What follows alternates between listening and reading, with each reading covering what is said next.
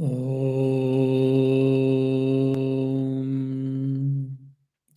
Namah Shri Yatirajaya Vivekananda Suraye Satchit Sukaswarupaya Swamine Tapaharine.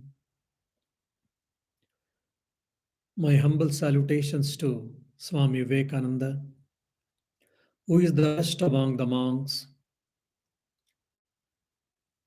whose knowledge is radiance, brilliance like sun, whose nature is existence, consciousness, and who has descended on this earth to redeem the misery of the humankind. Oh, peace, peace, peace. Dear devotees, today we're having the second part of the second chapter of Jnana Yoga. In Swami Vivekananda's Jnana Yoga, which is a collection of lectures, he delivered some of them in London and few of them in New York, mainly. So it's a collection of the lectures. The first lecture was, why do we need religion? The necessity of religion. That was discussed. And now the second chapter, according to the Jnana Yoga, is the real nature of the man. The first part of the real nature of the man, we tried to discuss in the previous class. So if you ask me what was it, it was a Vedanta warm-up, or it was Vedantic warm-up exercise. Just like when we go for gym or when we go for swimming, we do some warming up exercises, isn't it? Or even when you go for play, generally the coaches, they ask us to do some warm-up exercises. Afterwards only they ask us to, they go for swimming or playing. So similarly, to understand the deep knowledge, the deep ideas, the sublime ideas of the self, sometimes we need to do some warm-up exercise. We may have to do some intellectual spade work. So that intellectual spade work or Vedantic warm-up exercise was done in the previous class. So today actually we'll be going deep in what is the nature of the self, or the real nature of the self, or who am I, or what is my nature. So this is what important for all of us. Now, based on Swami Vivekananda's talk, I'm not going to discuss every point by point. I'm only taking the gist and I'm discussing. And based on the Swami Vivekananda's philosophy or the ideas about the real nature of the man or about the real nature of the self, I am trying to discuss his ideas from 3 points. One is that Savikara and Nirvikara. Savikara means which has got modifications. Nirvikara means which doesn't have any modifications. So I, the self, is devoid of lack of any modifications, any change. Whereas this body, mind, and this external world, all we know that it is continuously it is changing. So Savikara and Nirvikara. This is one aspect I am trying to discuss, the real nature of the self from this aspect. The other is famous one, which already we have seen, the Drik and Drishya, the seer and the seen. I am the seer, the body, mind, the external world, and its objects are seen. Drik and Drishya, seer and seen. The third is Chit and Achit. Chit here means it is consciousness or sentient. And Achit means which is insentient or it is which is unconscious. The I, the self, is conscious. It is aware of. It is awareness itself. Whereas this body, mind, the empirical world, it is insentient. It is unaware of. Because of consciousness only, it appears that they are aware of things. So one is Savikara and Nirvikara. The second is Drik and Drishya. The third is Chit and Achit. From these three angles or from these 3 points, today I will be discussing the real nature of the man or the real nature of the self based on Swami Vivekananda Jnana Yoga lectures. Now, sometimes already I have given the whole class philosophy in a gist form. Maybe some of you feel that Swami, sometimes this becomes too heavy. Is it practical? Can it be understood? Can it be comprehended? Can it be followed, practiced? All these questions will come. So before getting into all these questions, probably I would like to narrate a story of Swamiji's, his own story, so that you will get probably your mind gets ready to understand the sublime thoughts, sublime ideas. Hari the lion. This is one of the standard, a very famous story of Swami Vivekananda. The story goes like this. The lion, the pregnant lion, it went in search of food. And it was the other side of the stream. So the other side, one side of the stream, the lion was there, pregnant lion. The other side of the stream, there was a thick patch, green patch, and a flock of sheep were eating. Then this lion slowly it went and it jumped. It jumped the stream, it crossed the stream by jumping, and it fell on the flock of the sheep. So when it jumped, obviously, naturally, the flock of sheep got, here and there they started running. And it went and fell on the ground while falling. Some stone or some object was there which hurted it. And because of that hurt and that pressure or whatever, the pains, the labor pains started. And there itself, the lion gave a birth to cub. But unfortunately, because of getting hurt, the lion died. Now the cub was left alone. Now sheep slowly came and the lion is dead. So their life is not under threat. Then the sheep, they took the cub, they cajoled, they licked and they showed their affection. From then onwards, the cub also became the part of the sheep, the flock of the sheep. So it also started walking like a sheep and go and stayed with the sheep. And just like we all know that sheep eats grasses, it is a vegetarian, it eats grass. Even this cub also started eating grass. It went on for a few months or maybe 1 or 2 years. And one fine day, again this flock of sheep have come to forest, into the thick patch where they were gazing the grass. One more lion came from the forest to catch the sheep for its food. Then for its astonishment, a well-grown lion, well-built lion is in the midst of the sheep and it is also eating grass instead of eating the sheep. The lion got terribly angry, astonished and angry also. It thought, by hook or crook, I should catch this lion and I should teach him the lesson and I should teach him who he is, who she is. Then slowly the lion made a plan and it jumped on the flock. All the sheep started running, and including this lion also, the young lion also started running. But this lion, the other lion, caught hold of this lion. Then the sheep lion started telling, "Oh, I am sheep. Please don't eat me. Please leave me. Please spare my life. For God's sake, please spare my life." Then the forest lion started scolding the sheep. And what? You are the lion. You are not the sheep. Why are you making sound like a sheep? Why are you getting frightened like the sheep? And why are you eating the grass? My dear, what a sin it is. Then the sheep lion said, "No, no, I am sheep. I am not the lion.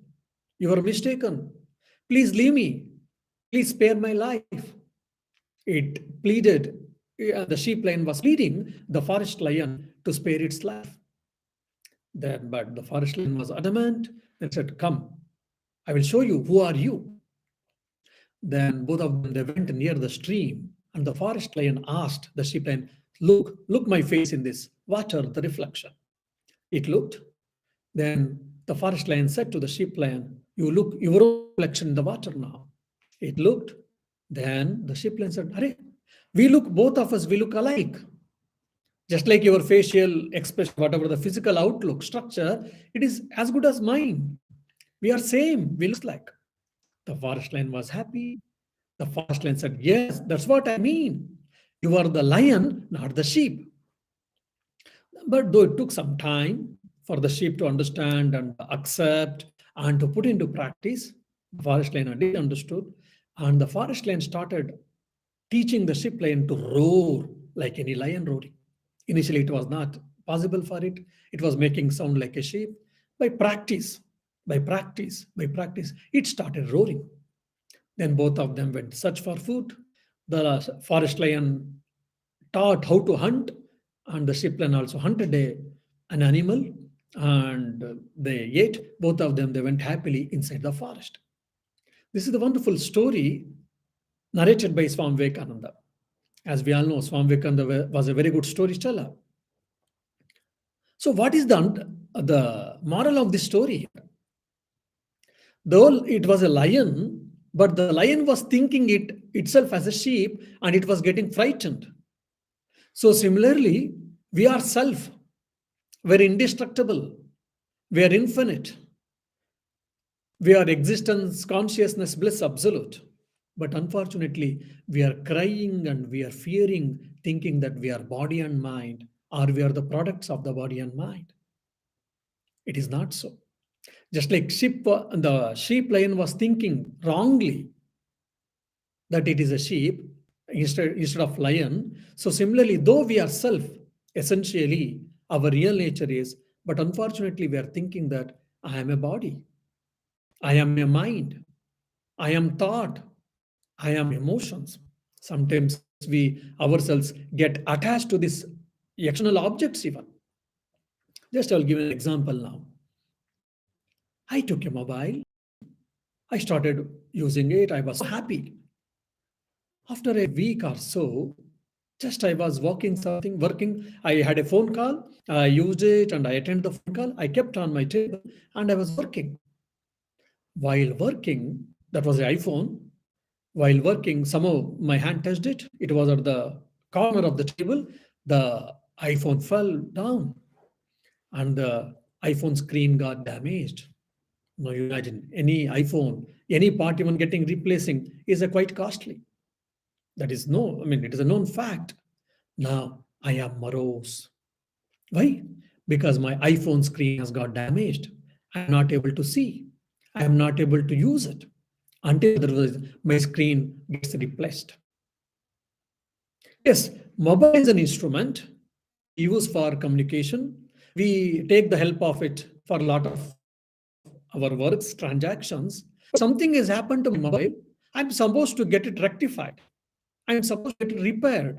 But why am I morose? Why am I unhappy? Even sometimes it so happens in the adolescents and youths, they may cry, they may feel depressed, they may go without food that day. Because it is a, if you see slowly, just calmly, if you sit and yourself analyze, I have got so much attachment to this mobile. First point. Second is sometimes very low level of thinking is myself, I am thinking that I am the mobile. The differentiation between myself and mobile is so narrow. I am so much attached to the mobile. Something happened to mobile, but I am feeling that as if it has happened to me. The moment when you understand that mobile is an instrument which I'm using for my own necessity, some problem has happened. Let us try to fix it. Set. All right. Then the problem will be reduced. The reaction will be reduced. These all are very simple things actually. In day-to-day things, we are not conscious. We are not aware, but so much we are busy in responding, reacting, and reactions and all, we don't understand, we don't think. Similarly with the body. Say, for example, I was playing rugby and I got hurt. Fine. Now I've got a, what do you say? I've got a fracture in the leg. Fine. I've got a lot of pain. Wonderful. Then I had to go to doctor, physician. I went and they made a scanning and they said there is a small fracture. Then you have to put a bandage and you have to take a rest for 1 2 weeks maybe. Fine. You take 2 weeks rest and you carry on the work, whatever is possible, doctor has said, and he's prescribed some medicines just to take care of the pain. That's fine. Then you start doing it. But there it doesn't end. We feel suffering. I am morose and I am unhappy. And I don't feel that same, what you say, joy, same zest, all these things. Why? Because I am attached to my body. Just like mobile is an instrument, just like mobile is one of the instrument, even this body, physical body also is just like one instrument given by the nature or given by the God. But we get attached. There are so many people. For example, Ramana Maharshi, he was sitting in that Arunachala cave. And because there is no sunlight, there is no proper ventilation, and sitting in the dampness in the cave inside for a long time, for a few years initially, slowly, because of lack of sunlight, lack of air, lack of fresh air, dampness, all these things, and few other things has added, there was a problem in his skin. Skin had got rotten. And even the, what do you say, the worms had developed and some of the portion of its body are eaten. But he was sitting and meditating and probably contemplating that, thinking that I am that self. I am not the body and mind. When we hear itself, it will be very shocking for us. And he was in the bliss without any pain. Why? Because he was not attached to the body and mind. So this is the greatness. Once we get detached from the body and mind, we can live like a king. We need not to have the big estates. We need not to have the big properties. We need not to be the celebrities, but still we can live happily. So this is what I am observing the body, but I think that I am the body. No, I am aware of the body. I am observing the body. That means I am different. So I am Druk, and this body is Drushya, seen. Similarly, morning I got up, everything was fine. I was so cheerful and I was continuing my work. Then I got some phone call from my office, or from a colleague, from boss, or from family. There was some problem. Immediately, my energy went down. My mood went off. I'm not feeling enthusiastic. Means emotions are disturbed. I am aware of it. Moods is disturbed. I am aware of it. Energy level has gone down. I am aware of it.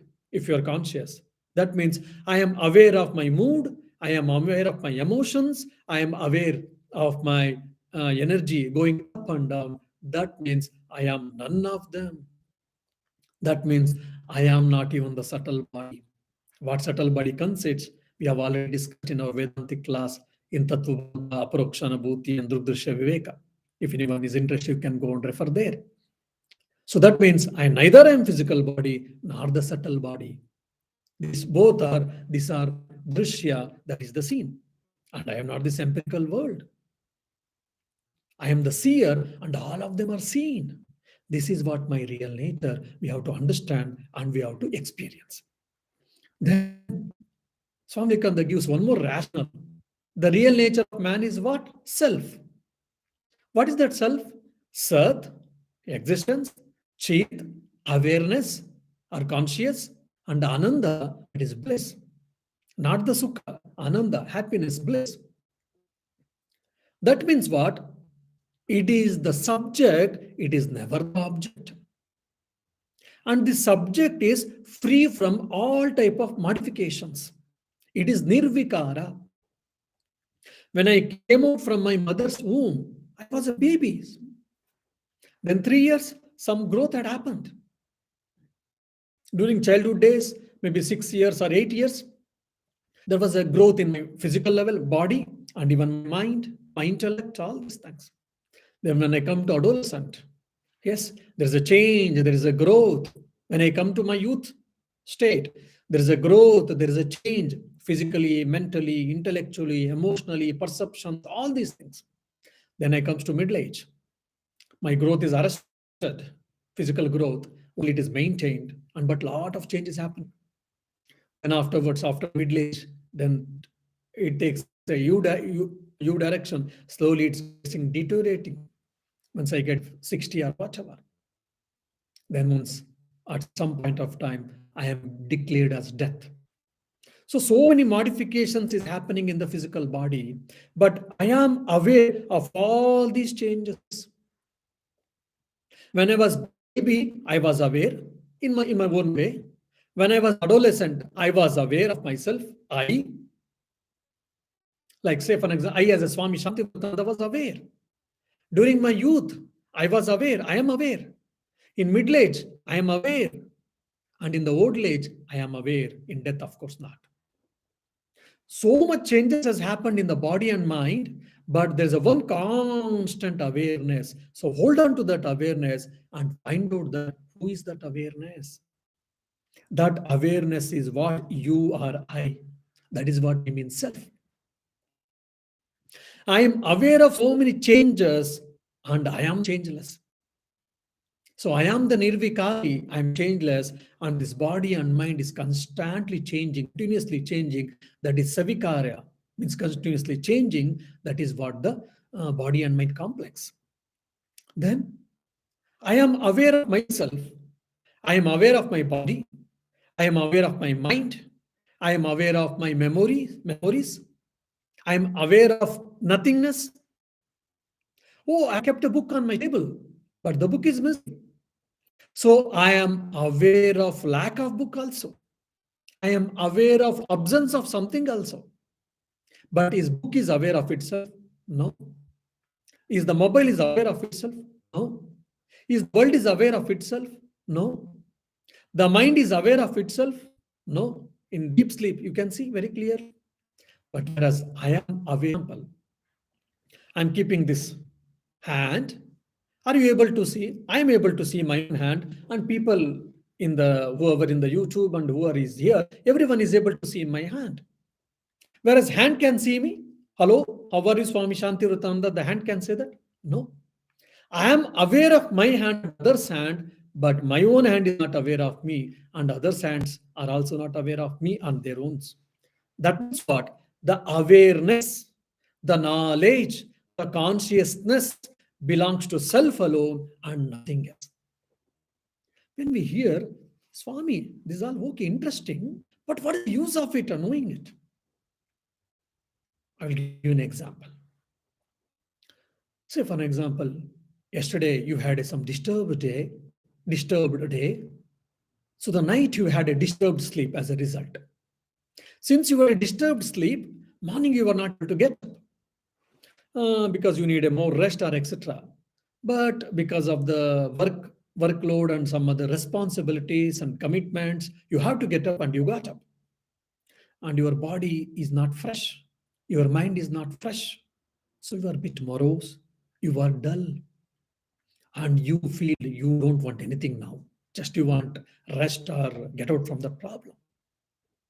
So your own life, your own body and mind, your own thoughts have become so heavy to you now. Why? Because of some reason.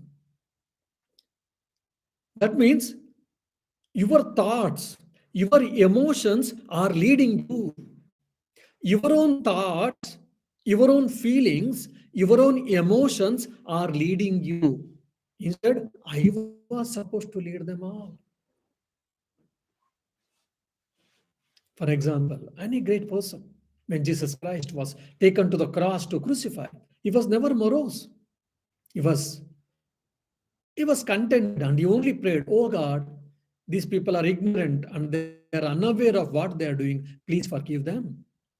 See, he's the master of his senses and body and mind and thoughts and ego. That's why he was not bothered, was not morose, he was not disturbed.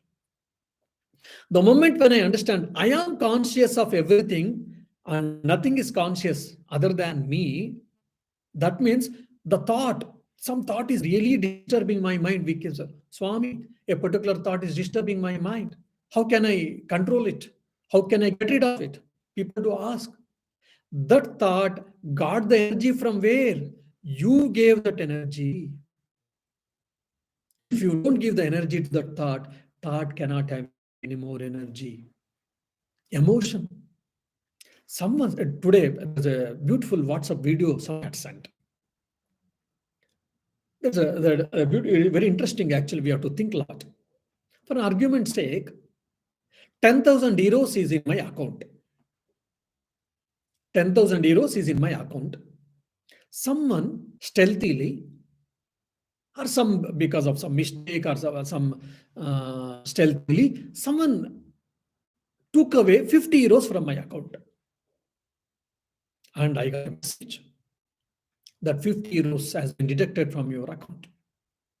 And definitely I'm perturbed and I'm really, what do you say, cautioned, and really immediately I will raise a complaint to my bank that look, there is some 50 euros transaction. I have not done that.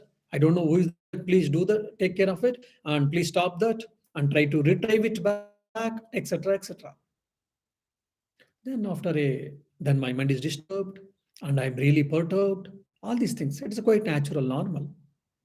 Then after an hour, I receive a phone call from my bank saying that, sorry, we are unable to trace who is that who has done. We are sorry to say this. Now the whole day my mind is disturbed. Why? Because I lost 50 euros. Now I blocked my credit card and I have added some other features, and bank has promised me that probably it will not happen henceforth. So please take care. And I changed my password. All whatever the precautions has to be taken, everything I've taken. But still, there is a fear, no doubt. And added to that, my mind is disturbed. The whole day is going in vain. I lost 50 euros. Fine. This is the natural experience and natural occurrence in everyone's life. Now the question is, look, you have got 9,950 euros in your account, and you lost only 50 euros. And my mind has lost its peace and happiness for this 50 euros instead of enjoying for 9,950 euros. Of course, this logic cannot be put everywhere. I am very cautious about it. Similarly, the same thing happens for speakers, especially. Say, for an example, 10 people are sitting here. 10 people, among them, one is not really interested. For some reason, he or she has come, and sort of, I can feel that he or she is not interested. I see that he or she is disinterested. But something she's sitting, for some reason, he or she is sitting. But all other 9 people are intently listening to my talk. As a speaker, start thinking, that lady or that fellow is not interested in talk. Am I not speaking properly? Is my thing is not right? Or whether he or she is not right? So 9 people are listening my talk with intently, with enthusiastically, etc. But because one person is not listening, my mind goes to that and leave the joy of 9 people attending my talk. This is what typical example, typical mindset of all of us. That's where we lose fun, we lose joy in our life, most of us. Now this, you can say, because of some thought, because of some perceptions, because of some attitudes, because of some emotions, because of feelings, whatever you may say, all of them are insentient. All of them have got energy because of you only. You gave that energy, you gave that recognition for that. Otherwise, it would not have put any effect on your mind. So when I understand that I am the self, not the body, not the mind, means which includes thoughts, feelings, emotions, memory, and energy, prana, none of them The moment I understand, accept, I put into practice, then all these things will lose its value. Means, what I mean is, they will not be able to perturb me. This is what the efficacy of understanding, importance of understanding, significance of understanding and experiencing. I am the self, changeless. I am the self, I am the subject, never the object. I am the self, not the body and mind complex. So I am the self, which is with full of awareness and consciousness and sentiency, and all other things are insentient. How beautiful. The moment when we understand intellectually, if we get conviction itself, it gives lot of energy for us. Then when we can put into practice, then there will be no more fear. If you remember this lecture series, it started with the question, the fear of death. Swami Vivekananda says. So what is the utility of this knowing this self? Swami Vivekananda himself raises, and he makes a beautiful point. It is a nonsense to think that always, what is the utility by knowing the truth? Know the truth for truth's sake. Truth is so glory. Knowing truth is so glorious. Why do you expect, or why do you think, or why do you question, or why do you search for the utility of the truth? Having said all these things, but Swami Vivekananda says, the truth, the utility of this truth is, the knowing truth is what? You will win over the fear of death, which is the greatest fear in this world. The problem of existential problem today, psychology is speaking, the theory of alienation, loneliness, etc. All the psychological problems, whatever we are facing today, all these things can be taken care, it can be handled, it can be rectified. The solution is what? Thinking, knowing, and experiencing I am the self. Now, after this, Swami Vivekananda takes a very important concept, that time and space causation. Causation means creation, or the link between the cause and the effect. Now, the so-called the world, this empirical world, mundane world, or universe, it is the effect. Now, what is the cause? Some say atoms and molecules. Some use a Big Bang theory. Now, Advaita Vedanta, the non-dualistic philosophy, gives the reason is the Brahman and Maya. Fine. So the Brahman and Maya put together, the Brahman and Maya, because of that, this world is appearing, or the world is being projected by the Brahman. Fine. And the other way of looking is, this world means what? It is nothing but time and space. It is a very subtle point. Probably sometime I will take it in microcosm and microcosm, I will take in deeply. Just I will mention now. The universe is nothing but the time and space. Now, in the Western philosophy, a lot of discussions has happened from 3 centuries. Time and space, whether they are eternal or non-eternal. Both of them have any links? Are they independent? Can it be explained or not? So many philosophies has come from the philosophy angle. Indian philosophy has given a lot of explanations, no doubt. Different schools have given different explanations. But the Upanishads and the non-dualistic philosophy gives the wonderful, unique idea that time and space is in your mind, which is very, very important, which is very rational, but it is subtle too. How many of you can understand? I don't know. Time and space exist in your mind. It doesn't stay outside. Now, Swami, as we listen to you, can you say anything and everything? Can you explain? How can you say the time and space in the mind? Yes, I will give an example. This is, I think, just for an example. When I say, see, self, Atman, is all pervasive. Okay, I am the self, I am the Atman, so I am all pervasive. Then immediately, probably Nirvana will come. Swami, you are here. Forget about all pervasiveness. Now, in the Air Vedanta Society, you are in the temple or the shrine. You are not even in the Vivekananda hall. How can you say you are all pervasive? So it is I mean, you can't bluff us simply. No, you can't. Since we listen to you, you can't bluff us. No. Yeah, I think it is, you are right. But when I say, yes, I am self, I am Atman, I am all pervasive. Fine. And you are saying that I am here and I am not there. I am in the shrine and I am not in the Vivekananda hall. So since I am here, I am not there. Now the question will be this here and there. What is it? Here and there. What is it? So at some point of reference, it is here. With this point of reference of here, you are speaking of there. If it is interchange, there becomes here and here becomes there. And this here and there are the two spaces, or it is only one space. It is only one space. Now, of course, when it comes to the geographical boundary between the countries, between the brothers and all, that we cannot bring the Vedanta there. There we have to understand and we have to accept the boundaries, no doubt. But the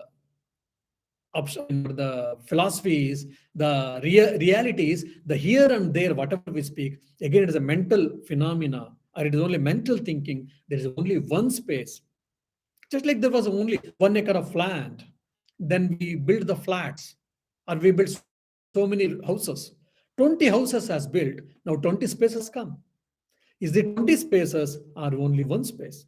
It is only one space, but it has been separated. Looks like it has been separated by 20 walls or 20 houses. So the here and there itself is a mental phenomena. It is there. Actually, there is no here and there at all. Same thing with the time, past, present, and future. Saturday, 5th August is present today. What about 4th August? Friday, yesterday. 6th August, Sunday will be tomorrow. Then at the same time, tomorrow I'll be giving lecture. Then if I ask, what is today? Then you will say, Swami, today is Sunday, 6th August. Are, yesterday you told it is Saturday, 5th August, and today you are saying that Sunday, 6th August. You see? So at given point of reference, today, yesterday, tomorrow, past, present, future, it is continuously changing. So it is a mental concept. So the time and space, it is in your mind. Again, it is very sublime, very subtle. It needs a good amount of time, good amount of time to understand and accept also. And probably the three states of experience, whoever has studied Mandukya Upanishad, Avastatraya, three states of experience or existence, that is deep sleep, or the, what do you say, the dream state and the waking state, you see. Whether the the three states of experience exists in the time, or time exists in the three space. Just any person, without thinking, they will say, three states exist in the time, because we have got 24 hours, 6 to 8 hours I'm sleeping. In that 8 hours sleep, 1 hour had a dream probably. So 7 hours of deep sleep, 1 hour of dream, and the rest of time is waking state. So all three states of experience is in the time, we say. But no, when you think seriously, you will understand time is in state of experience. State of experience is not in time. How to understand? I think there's a standard beautiful example of Narada. I think previous Sunday also I did explain what is Maya in that lecture. I mean, just I will tell in a very brief manner. Once Narada had asked Krishna, please make me experience what is Maya. Krishna said, better not. Narada, he asked him, or he pleaded him. Then said, okay. So both were walking, they had gone to walk, and Krishna asked, Narada, I'm thirsty, can you bring some water? He went for a kilometer or so, then there was a well, and a young lady was drawing the water from the well, and Narada asked water, she gave him, and while drinking, somehow he was attracted towards that lady. Then directly asked, he was great, he was, what do you say, he had a lot of courage probably. Narada asked, will you marry me straight away? She said, okay, you come to my father and ask. If he says, okay, I have no problem.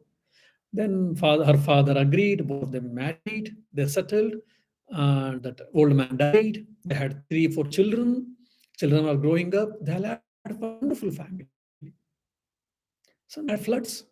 So huge flood and a lot of water current is there, everyone. And they were holding onto probably a small branch of a tree. Narada, Narada's wife, and two, three children. Slowly, because of the water current, one by one, the children were carried over by the water. Every time one son went, it was so much agony and pain. Second son went, oh, yo, I lost my second son. I lost my third second. I lost my wife also. So much. Then the water current got reduced, and he came and he sat on the rock and he was crying and weeping. I lost my entire family. Then someone comes and asks, Narada, what happened? Where is the water? Then he turns back and he sees Krishna. What happened? Half an hour over. I'm waiting for 30 minutes that you didn't bring water. Where did you go? What happened? Why are you crying? Then Narada kept his hand on his head and said, what? Half an hour? In this 30 minutes, I married, I had children, three children, and they're aged of 10 or 10, 12 years, all these things. Probably 30 years of experience, I just had in half an hour. You see, the time is in the mind actually. For example, all our dream experience. In the dream, I go to America. I participate in the Disneyland. From morning to evening, I play. I go to some important places in the America. Then I go to Canada. Important place in Canada I see. Then probably while coming, I go to Latin America. Then I come back to Europe or Dublin. Now to go and to see and come all these things, probably it will take few days at least. 3-4 days or 1 week. But all things happened in few minutes or maybe half an hour or 1 hour in my dream experience. So the dream time and the waking time, it is totally different. And again, coming to deep sleep. Oh, I had a wonderful sleep. Just I went and I lay down on my bed, and in 2 or 3 minutes, I slept, and suddenly I woke up. Then I saw 8 hours I have slept. The whole 8 hours of your deep sleep, it was just for a few moments for you. So the time of your deep sleep of 8 hours, which you call in a waking state, the experience of the deep sleep for you, it was just a moment or few moments. That means what? Time is in the mind. So the time and space both are in the mind. This is one of the important things which Swamiji speaks. Now, after explaining this, Swamiji also, before one more thing, he will explain the problem of individuality. I am self, you are self, everyone is self, then all of us should be one. But we are having different experiences. We are seeing this reality. There are so many, like for example, I think 5.5 million around is there in Dublin or in Ireland population. In the whole world, so many millions, so many billions of population is there. Animals are there. How can you say that all of us are one? We are all different. So the problem of individuality comes into picture. And Swami Vivekananda very funnily, logically, he slaps. I always think when I speak Vedanta, we are all one. There is only one self, but it is appearing as many. Immediately we feel that, then what happens to me? Because the problem of losing my individuality, like Leafy River, when it went and merged in the sea, it loses its individuality. In the sea, you cannot find out and search and separate. Okay, this is the water which comes from Leafy River. You can't do it. So if there's only one self, that means what happens to me? So Swami Shantivratananda's existence will be no more. Oh my God, my individuality will be lost. Better not this Vedanta then. So problem of fear of losing of individuality. Then Swami Vivekananda says, what individuality was speaking? You are saying that I'm individual, he is one individual, she is one individual. What are you speaking of this individual? This individual refers to what? Individual refers to this body. Individual refers to your head. Individual refers to your eyes or ears, or your hands, or your legs. So for an example, individual refers to your head. Tomorrow you met with an accident. Then there was a operation, and some portion has been removed and has been destructured. My physical structure of my head has been changed because of the accident. Then am I not the same individual? Yes. This body, from my birth to now, continuously they have changed. Then I'm individual means this body, which is continuously changing. No. Then individual means energy, prana. No, it is constantly changing. Sometimes I'm feeling energetic, sometimes I'm feeling very weak, sometimes I cannot get up even, so weak. Sometimes 3 days without sleep, even I can work because of my energy level. Which individual? Or maybe not thoughts. Thoughts are ever flowing, thoughts are continuously coming, going, changing. So, what are you speaking of this individuality? So, Swami Vivekananda elsewhere he tells, this is called picked individuality. I'm better not to have this individuality, he says. And he gives one of the best definition is individuality means indivisibility.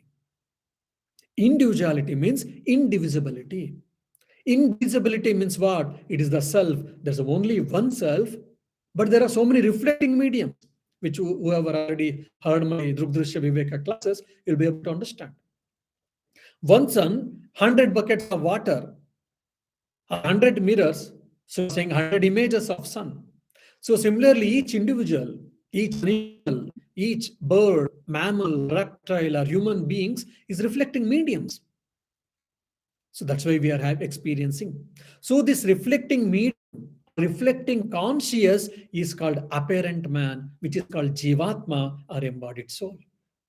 Till now, whatever I was speaking of self, that existence, consciousness, bliss absolute, that is what the real man, that is what my real nature. But we are so much bothered or obsessed with this apparent man, the reflected consciousness, which today science is going a lot of research and they are speaking of consciousness. That is only they are speaking of reflected consciousness, not the original consciousness. So this is what we have to understand. And again, Swami Vivekananda makes one more important point, interesting point is the self is, the nature of the self is infinity, infinite. The Sanskrit, beautiful Sanskrit word is Ananta. Ananta means it is limitless. There is no end to it. Now, we should not get confused with the maths infinity, the concept, and with the Vedantic infinity. The maths, there are so many infinities. There can be multiple infinities. Each infinity is different, actually. But whereas when we say that infinite, when we say I'm infinite, Ananta, there could be only one, there can be two. If there are two, how it can be infinite? It is irrational. We don't think actually.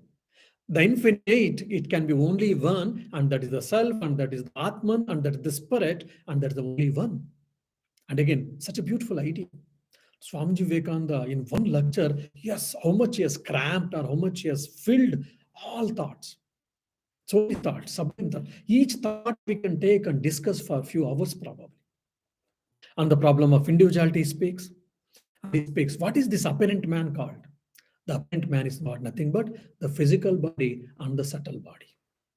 I uses still is spirit or the what they uses the beautiful phrase. The subtle body is nothing but in the sense of mind. He says. And so he uses probably subtle body. In those days, Americans were not Americans or Europeans. They didn't understand. They couldn't understand. He uses that like what do you say, light body, the astral body we speak. In that sense, Swami Vivekananda used it. So this is what the reflected consciousness is, what apparent man, the sense of individuality or the individual soul or the embodied soul. And we are obsessed with this thing and we have forgotten our real nature, who is the real man, who is infinite nature. Our existence, consciousness, bliss, absolute, our Sat Chet Ananda. This is what we have to understand. And afterwards, he also gives a wonderful thing. He speaks of ethics. Again, I mean, I have not seen such beautiful explanation of ethics other than him. He raises a question. Why should I be good? Or because the constitution says, or because the rules of the society says, or because I'm thinking of people in and around, or because of fear of punishment? No, all these are rubbish. Because I am self, I am existence, consciousness, bliss, absolute.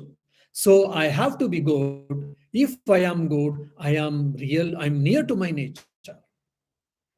What a beautiful idea again.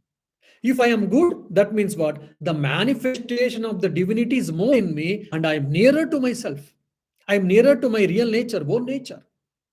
And if I am not good, if I'm bad, if I am wicked, if I am evil, if I am immoral, if I am unethical, then I am away from my real nature. Means, in other words, the manifestation of my divinity is less. The veil of ignorance is very thick. I am away from my real nature. Just like my house is there, half a kilometer, 1 kilometer, 5 kilometers. 5 kilometers distance is more. So I'm away from 5 kilometers from my house.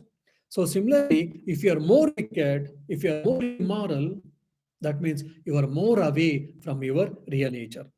That is what Swami Vivekananda beautifully tells. And again, one more personality he makes. This personality we speak, it is not personality means body, mind, the nature, whatever we speak. The real is what? That infinity. Why? Even if you see, this personality word has come from the Greek word persone. Sone is what? Sound. Person is what? Like mask. Earlier in the Greece, they used to have the stage dramas. They used to have a masks. Either they used to wear a mask like a king or a minister or whatever, some particular lady, whatever. They used to wear masks. They used to come and they used to talk or they used to enact. And sometimes the masks used to be fixed. People used to come and stand in front of the mask and they used to, what say, they used to enact, it seems. Enact means like making sounds and talking or whatever. So persona means what? It is mask. Personality means what? It is having just one more mask.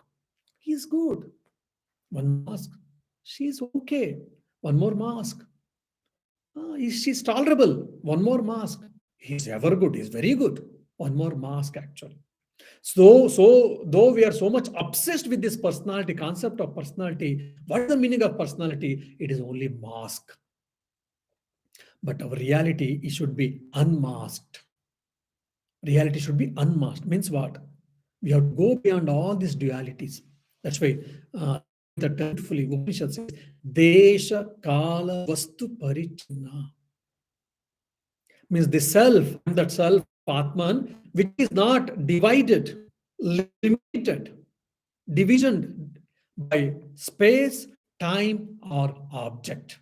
I am infinite. I am the spirit. I am the self. I am never the object. And again, he makes one more thing. When you study Advaita Vedanta, and when you put into practice, what happens? You'll be a courageous person.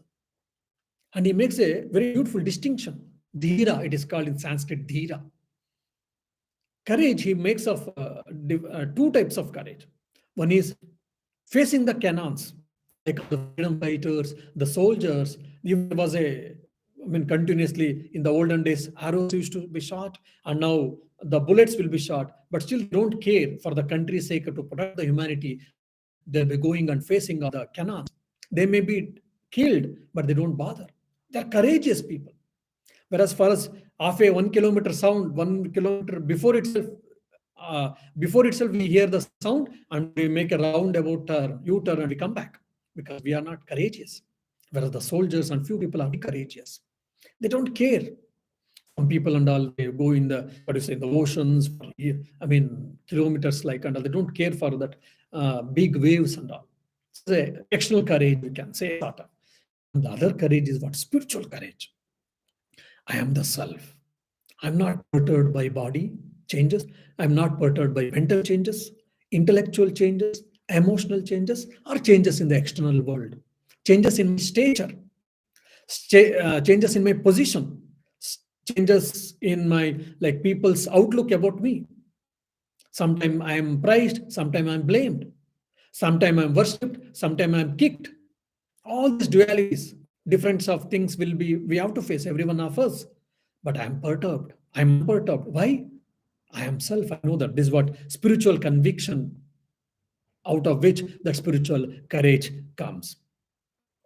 So these are the few things Swami Vivekananda speaks, and many other important points also has been discussed here. Only I've given the nutshell or in the gist form. So whoever is interested, I recommend you to go once more and read this chapter second, the nature of man, maybe 2-3 times. Have a revision, then you'll be able to understand and you'll be able to enjoy the Swami Vivekananda's life, lectures or discourses more, and definitely you'll be the better person. You may not be spiritual, you may not be a monk. You, in whatever walk of life you are there, you be there, never mind. Even professionally, individually, handling profession, handling family, handling your own life, handling the work, handling relationships, all these things will be improved at the materialistic level I'm speaking. All these things will be improved by studying this Vedanta. And of course, the spiritual significance is unparalleled, no doubt. May Swami Vivekananda bless and guide all of us to understand that we are divine. Om Shanti Shanti Shanti. Hari Om Tat Sat. Shri Rama Krishna Arpanamastu.